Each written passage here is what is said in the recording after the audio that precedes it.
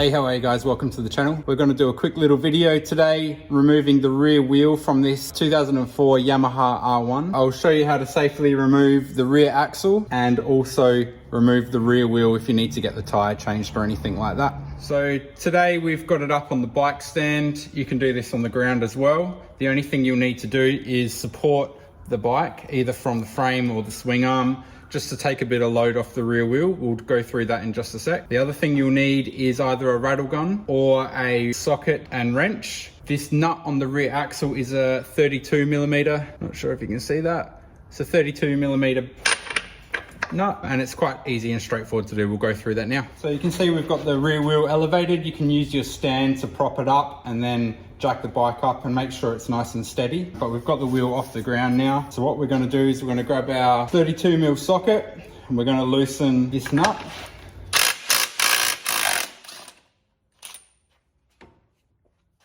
Set the nuts and the washer aside.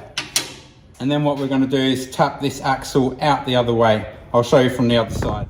So this is the other side of the axle. It's a flat surface, not designed to have a socket or anything like that on. But what we'll do is we'll just support the weight of the wheel a little bit and we'll give that a little push. And you'll see that that will come out nice and easy.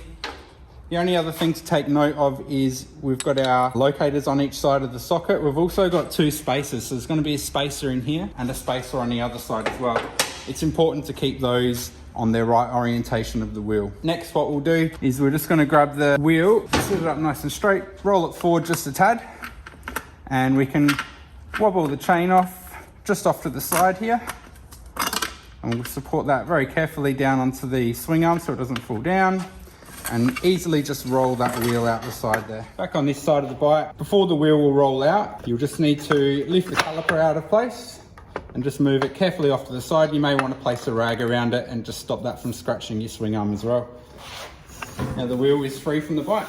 Something we like to do when we're storing the axle, if we're re-greasing it or removing it, we just keep those wheel spacers with the axle in the right direction as well.